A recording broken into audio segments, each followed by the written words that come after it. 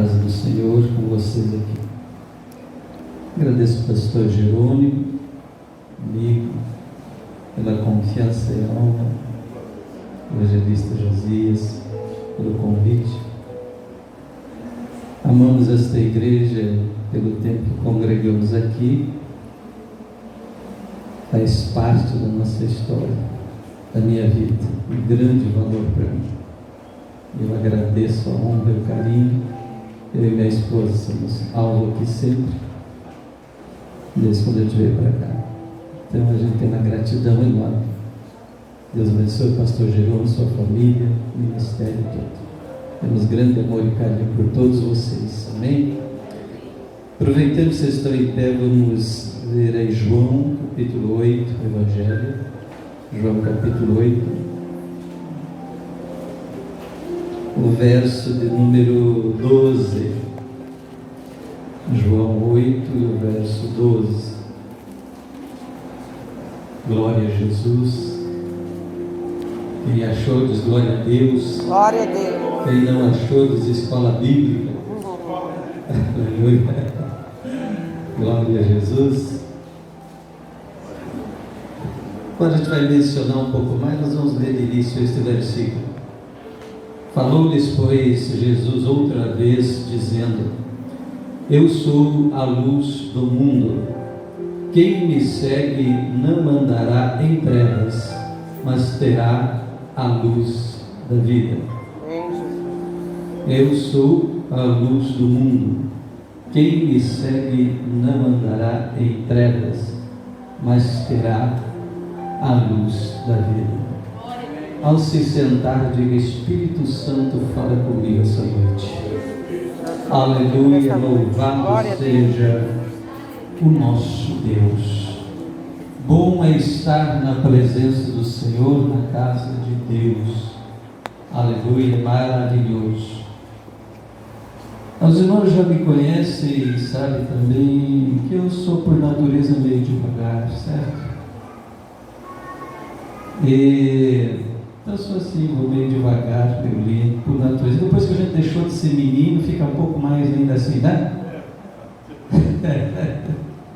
Mas é o seguinte, irmão, Deus é maravilhoso, né? Então a gente vai indo devagar aqui. Mas não se preocupa, eu tenho um pouco de fé e sou um tanto otimista, que se alguém cochilar no banco, vou glorificar Deus, porque Jesus já curou da insônia, já fez milagres, certo? Aleluia. Agora, se alguém levantar e sair para fora, eu vou dizer: Jesus já levantou missionário, está gostando da palavra, foi buscar mais alguém para ouvir. Deus é bom, aleluia.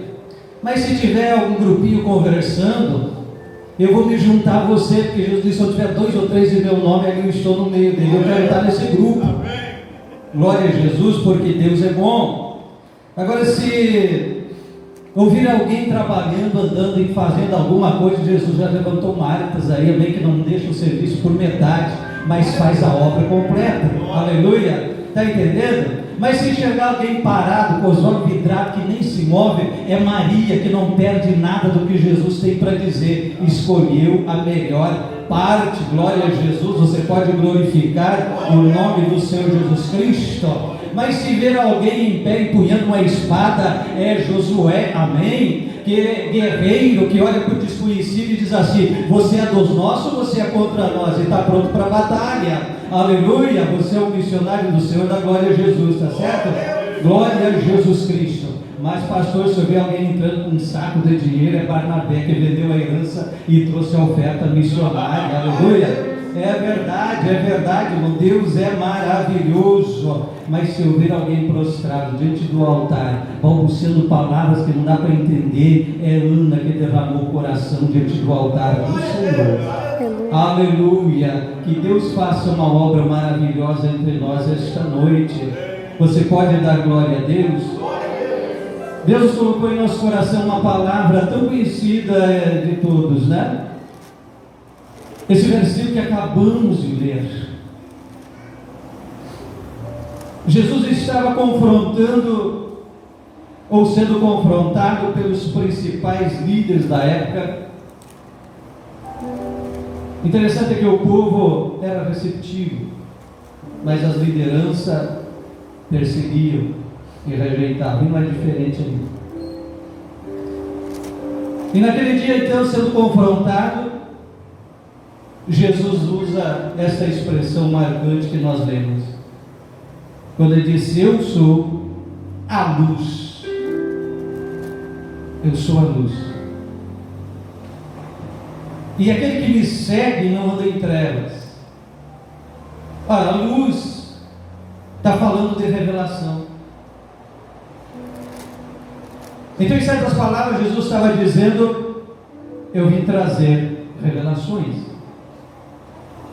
E de uma maneira bem gentil e educada, parece que meio indireta, mas não foi, Jesus disse para aquela geração: vocês estão em trevas.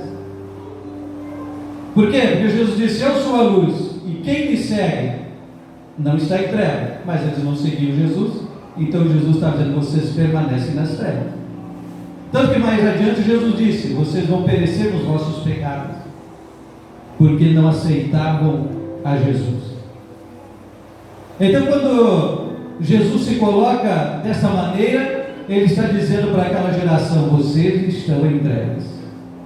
Mas quando ele diz: eu sou a luz, ele está dizendo: eu vim trazer revelações, eu vim trazer conhecimento, aleluia, eu vim trazer coisas que vocês não conhecem ainda.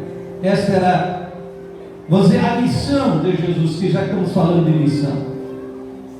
Aquela geração se orgulhava, e está claro nas palavras deles, porque eles diziam assim: nós temos por pai Abraão, o homem da fé, o pai da fé, o pai na fé. Somos descendência, somos geração de Abraão, e se orgulhavam do seu conhecimento, por terem as leis e tradições e tantas coisas. Mas quando Jesus confronta, dizendo que eles estavam ainda em trevas, não é muito diferente também de hoje. Nós temos um tempo em que temos uma certa elite, vamos dizer assim, uma geração que se orgulha da ciência, do seu progresso, do seu conhecimento, da sua evolução e de tanta coisa, e ao mesmo tempo há tanto mistério desconhecido dessa gente. Mas nós temos um povo que se orgulha por essas coisas. Lembra que palavras de Daniel, capítulo 12, verso 4, quando ele disse que muitos correrão de um lado para outro, né? Correrão de um lado para outro. Ele disse assim: e a ciência se multiplica, ou se multiplicará. Daniel profetiza ou coloca isso como um sinal do fim, final dos tempos. E isso é um mistério para muita gente. Eu já conversei com pessoas que dizem assim: não quero nem falar sobre isso, eu tenho tanto medo desse negócio que eu não quero nem pensar em fim de mundo, céu, inferno. Eu já conversei com pessoas assim: não quero falar, eu tenho medo, não quero nem ouvir falar disso. É coisa espantosa esse negócio, né? Então nós temos uma época de uma evolução tão grande das coisas, né? Da ciência, tecnologia, dessa área toda, que para essa geração nova que está chegando aí, é tudo normal, porque eles estão nascendo com tudo isso na mão, é verdade? Mas para a gente que já vem um pouquinho lá de trás, e que viu nascer tudo isso, para quem chegou a usar telefone de manivela, ninguém conhece, mas vamos ver. Alguém conheceu o telefone de manivela? Ninguém conheceu, só eu. Poxa vida, acho que eu não pisei na água, eu pisei no mato de novo. E vi nascer todo esse negócio aí, e sou um admirador desse negócio, de tecnologia, trabalhei nisso. Mas quando você vai ver coisas da ciência e dá uma olhada, é tão grande. Os homens já mandaram sondas espaciais para fora do nosso sistema solar. Então o homem se orgulha da ciência. E Daniel disse: vão correr de um lado para o outro. Essa agitação que a gente vive hoje é assombrosa. Para você ter uma ideia, a minha saudosa vovó, uma delas, na sua velhice, já doente, eu era muito menino ainda, mas lembro, saiu lá do interior, lá da roça mesmo, e veio para Porto Alegre, foi internado no hospital. Quando ela desceu, chegou em Porto Alegre, olhou assim e disse: nossa, para onde vai toda essa gente? Lá da roça, que caminhava 20 minutos para ir na casa do primeiro vizinho, para ela foi uma sombra. Você vai que tem isso demais. Palavra. Correrão de um lado para outro e a ciência se multiplica, é o final dos tempos. Mas esses cientistas e tanta gente que se orgulha da sua evolução da ciência não entende isso. Então eles ficam imaginando coisas, né? Imaginando coisas. E Jesus, quando diz isto, eu sou a luz do mundo, ele está dizendo: eu tenho revelações, eu tenho uma missão. E aí Jesus confronta uma das grandes interrogações do ser humano. Jesus disse assim: eu sei de onde vim e sei para onde vou. É diferente desta gente que se bate de um lado para outro, e a questão que inquieta o ser humano há séculos ou milênios é essa: quem eu sou, de onde vim e para onde vou. Todo mundo sabe que são três questões que inquietam o ser humano há milênios. Aí Jesus se apresenta e diz para eles: eu sei de onde vim e eu sei para onde vou. Aleluia! Ele sempre tem as respostas das maiores indagações das nossas vidas. Aleluia! E cumpre o que Daniel já dizia: os homens vão estar agitados, correndo para lá e para cá. A ciência se multiplica, mas não entende a ciência de Deus, porque lá Paulo também escreveu dizendo que a sabedoria de Deus é como loucura para os homens, né? E a loucura de Deus é maior que a sabedoria ou a ciência dos homens. Aleluia! Então Jesus se apresenta assim para aqueles que estão em trevas e diz: eu sou a luz, eu sei de onde vim e sei para onde vou. E ao mesmo tempo, automaticamente surge a pergunta: e você sabe? Era isso que Jesus está dizendo. E vocês sabem? Claro, Jesus sabia que essa inquietação já estava no coração do ser humano. Aleluia! E ele está dizendo o seguinte também: eu sei por que estou passando por esta terra. Aqui está uma das primeiras coisas que nós, como servos e servas de Deus, precisamos saber: por que é que nós estamos passando por esta terra? Senão não faz sentido nós pensar ou falar em missões. E uma das coisas que mais inquieta muita gente hoje, que vai ao desespero, vícios e drogas e outras coisas, exatamente não ter um sentido na vida. Você já deparou com pessoa que não sabe por que está vivendo? Se você conversar com um psicólogo, você vai ver que a maioria que procura lá, e outros que vão ao desespero e botam a corda no pescoço, exatamente porque ele se acha inútil, não acha sentido na vida, não sabe para quem está andando aí. Então essas inquietações estão há muito tempo. Então quando Jesus se apresenta e diz: eu sei de onde vim e para onde vou, eu sei porque estou passando por essa terra, ele está dizendo: eu sou a luz e quem me segue não fica mais nessas trevas da perdição. Pelo contrário, ele descobre o sentido, ele descobre a razão da vida, e ele descobre que as coisas são eternas, porque o maior medo do ser humano é esse: tudo acaba, e para que eu vivi, no que deu, e tudo para cá e para lá, e acabou tudo e vira em nada. E tem gente que até prega isso, mas quando você olha para a palavra, Jesus diz que você terá vida eterna. Graças a Deus. Vida eterna. E aí você alcança o verdadeiro sentido da palavra. Então o bom servo, a boa serva, a igreja missionária é aquela igreja que está consciente disso, sabe de onde veio e para onde vai, sabe por que está passando por esta terra. Aleluia. E faz desse tempo o melhor. A outra grande causa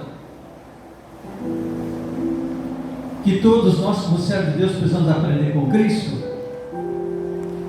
é que o Senhor se identificava com a necessidade, com as causas das pessoas, com as dificuldades. Não adianta nós ser igreja ou falar de igreja se nós não se identificar com as situações que afligem as pessoas. Então, ser missionário é isso. Ser igreja é isso. Muito bom as orações aqui, orando pelo país, pelo nosso estado, tanta dificuldade, cidade. Mas tudo isso começa naquele vizinho do seu lado, aquele colega de aula, colega de faculdade, aquele colega de trabalho, está ali como missionário do lado. Procurar se identificar com as necessidades, com as causas do próximo. Na Epístola de Judas, no verso 22 e 23, ele escreveu assim: demonstrai compaixão para com alguns, né, que não possuem essa certeza, ou seja, está ainda confuso, não sabe nada da vida. E ele diz: demonstre compaixão com essas pessoas, salvai a outros como que arrebatando-os do fogo. Então, quando a igreja olha e vê o servo, a serva, o missionário do Senhor, olha para aquela pessoa e vê que alguém que está caindo no fogo da perdição, no fogo do inferno mesmo, ele se compadece. É isso que Judas diz: arrebate-o do fogo. Isso é se identificar com as necessidades, com a causa, tem a compaixão, diz ele. Isso nós vemos em Jesus. E até foi lido aqui um dos episódios que Jesus sentiu grande compaixão daquela multidão e procurou alimentar, multiplicando pães e peixes. Mas em Lucas 7:11, relata que Jesus ia chegando também numa aldeia chamada Naim, e estava saindo um cortejo fúnebre do moço, filho único de uma mulher que já era viúva. E isso é muito triste, porque na época a mulher, naquela cultura da época, a mulher não tinha muita consideração, até valor, diríamos assim. Uma mulher, para ser honrada, tinha que estar sempre na tutela de um homem. Como ela já era viúva e o filho único havia morrido, aquilo para uma sentença de virar mendiga ou viver de favores. Então o foco ali não era simplesmente a ressurreição do moço, mas a situação da mulher. E quando Jesus está entrando e encontra aquele cortejo saindo, e vê o pranto e o choro daquela mulher, lá está registrado que o Senhor Jesus sentiu compaixão daquela mulher. Não foi com morto. Diz que ele se compadeceu da mulher, e como bom consolador ele chegou e disse: não chores mais. Oh, aleluia! Que bom no seu momento de dor e no seu momento de aflição você ouvir uma palavra do alto dizendo: não chores, porque chegou o consolo. Não sei o que te fez chorar esses últimos dias, quem sabe essa semana, esse mês, eu não sei o que te fez chorar, mas o certo é que Jesus está vindo ao teu encontro com uma palavra dizendo: não chores. Mas não é simplesmente não chores, ele está dizendo: não chore porque eu tenho o poder de mudar a situação. É isso que Jesus está dizendo. Então, quando ele chega, para alguns olha de maneira natural, e a própria Bíblia diz que o homem natural não entende as coisas de Deus. Então, se você olhar para simplesmente de uma maneira natural, como é que você vai dizer para uma mulher viúva que está indo sepultar o último ou único filho, e alguém tem coragem de chegar e dizer: não chores? Você diria? Claro que não. Mas por que Jesus diz? Porque ele sabe o que vai fazer isso aqui. Entende isso? Então, mesmo que às vezes a palavra de Deus pareça meio sem sentido para nós, mas ele sabe o que faz, creia. E após dizer para a mulher, com toda aquela compaixão e misericórdia, dizer para ela: não chores, ele se dirige ao defunto e diz: moço, te levanta, e devolve a vida para o moço. Aleluia, Jesus. Aí vem a pergunta: haveria alguma coisa impossível ao nosso Deus? Será que a tua situação é tão difícil que o Senhor não pode resolver?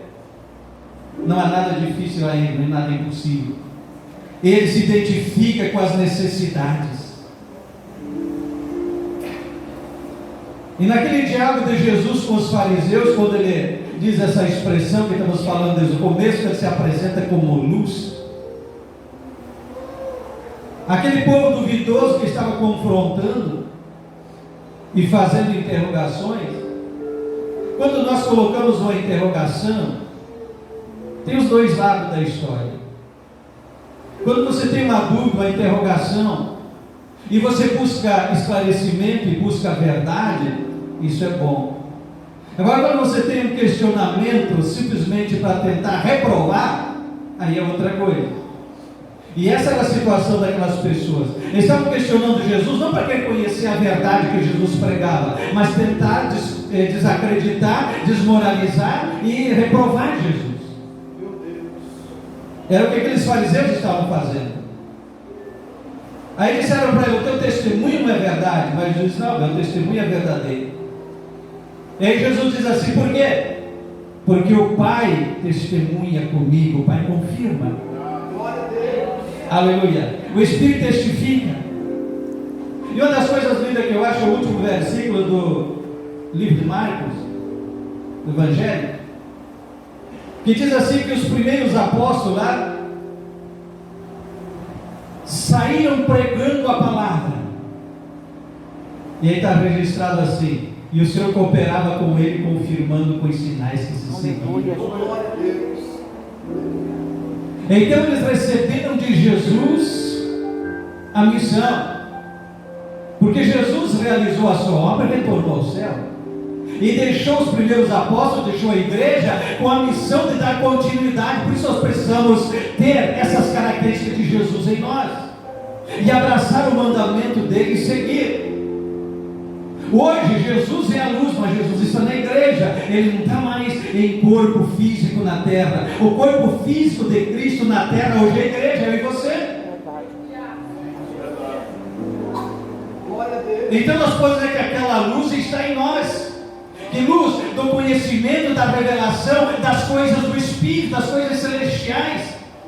Você já entendeu que esse mistério que Daniel disse? Quando o Senhor mostrou a Daniel, ele disse assim: sela o livro até o fim. E Paulo diz: as coisas que foram ocultas aos sábios entendidos, Deus revelou aos pequeninos, a sua igreja. Então a igreja tem a maior revelação que esse mundo precisa, que cientista não entende. Esses homens falam, que se orgulham da sua ciência, evolução e progresso e tanta coisa, eles não têm, mas a igreja tem a revelação dos mistérios eternos, da vida que estava escondida em Cristo no passado, mas que foi revelada hoje. Então a igreja tem a missão, e Jesus disse: o Pai confirma o meu testemunho. Ora, imagina. Eu gosto da expressão também das cartas de Paulo, entre outras, que nós somos cooperadores de Deus. Cooperador quer dizer aquele que opera junto, aquele que opera junto. Então você fala e Deus confirma. Você ora, Deus faz um milagre. Você prega, Deus salva. Aleluia. É isso que aconteceu desde a igreja primitiva, que mencionei lá de Marcos. O Senhor era com eles confirmando com os sinais. Pedro entra na casa de Cornélio e começa a falar do Evangelho, e o Senhor derrama do Espírito Santo e batiza todos. Eram gentios, não eram judeus. E até ali eles achavam que coisa era só para judeu, mas o Senhor manda ele lá. E ele está ainda falando, e o Espírito Santo enche e batiza aquela família toda. O Senhor era com eles, confirmando a palavra com os sinais que se seguiam. Ora, o Senhor ainda é com a igreja hoje. Você é igreja, aleluia. Você é igreja, Ele é contigo, para confirmar o seu testemunho. Quando você fala de Jesus para alguém, quando você fala a palavra para alguém, quando você ora por alguém, tenha certeza, Ele está contigo para confirmar. Não tenha medo. Missionário e missionária do Senhor não pode ter medo nem timidez de falar. Porque você só tem a obrigação de falar. O sinal quem faz é Deus. O milagre quem opera é Ele. Aleluia. Então o Senhor disse de maneira bem clara: vocês não conhecem Deus. Porque eles disseram: mas quem é o teu pai? E Jesus disse: se vocês conhecessem a mim, vocês conheciam o Pai. Mas vocês não conhecem nem a mim, então muito menos conhecem o Pai. Para alguém que se orgulhar dizendo: nós somos filhos de Abraão, e o Senhor diz: vocês não me conhecem, porque ainda estão em trevas, e permaneceram assim, infelizmente.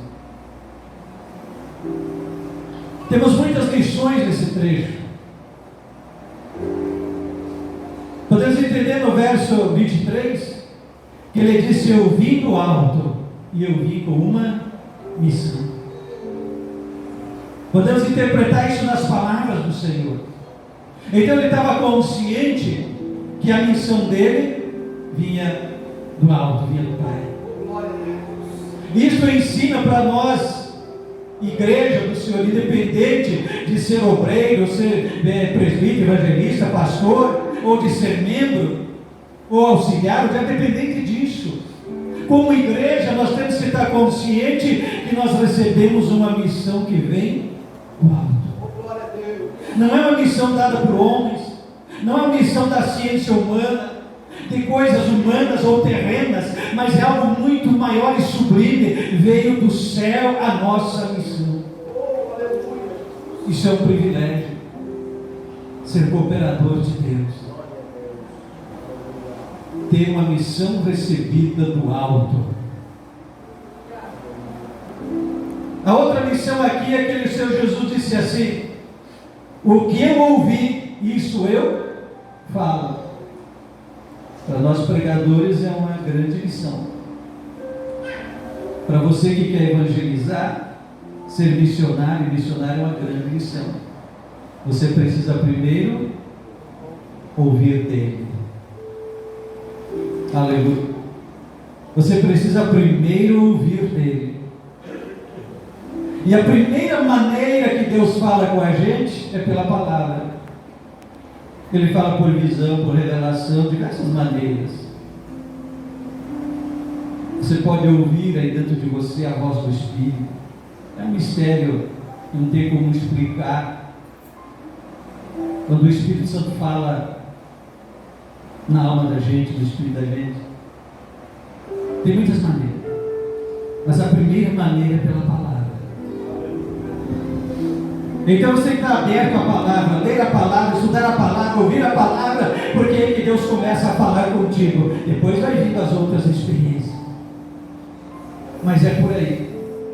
Então dizendo assim: eu falo aquilo que eu ouvi do meu Pai. Grande exemplo de Jesus para nós. Primeiro ouvir, para depois falar. Aí o Senhor diz assim: e eu velo sobre a minha palavra para fazê-la cumprir. Aleluia, para fazê-la cumprir. Deus é maravilhoso. Então se Jesus dessa maneira foi falando, foi pregando, e aí diz assim: e muitos creram nele. Aleluia. Não foi todos, mas diz assim: muitos creram. Aí é outra prova para nós também. Às vezes, porque alguém despreza e até zomba e abandona a casa de Deus, às vezes a tendência é bater na gente um desânimo, uma tristeza. Claro que é coisa que entristece, mas não pode deixar o desânimo tomar conta. Então, às vezes, quando alguém que até que a gente ajudou, auxiliou, e até viu o Senhor fazer alguma coisa na vida dele, e de repente ele abandona e larga de tudo, e às vezes a tendência é entristecer, é lógico, somos humanos, mas não pode abater o desânimo de dizer, como alguns dizem, não vale a pena mais. Não.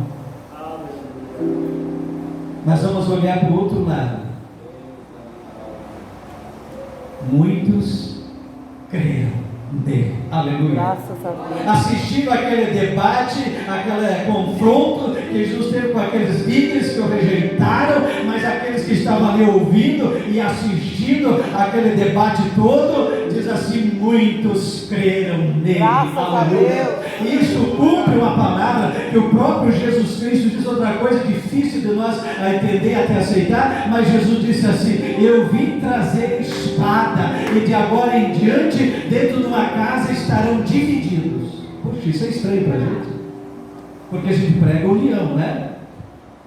E gostamos do Salmo 133: ao quão bom e quão suave que os irmãos, mas diz os irmãos, nem todos são irmãos. Choca isso também? Verdade? Irmãos é aqueles que são filhos, e filho é quem crê e recebe Jesus. Quem não crê e não recebe não é filho, é criatura de Deus, mas não filho legítimo, herdeiro, não.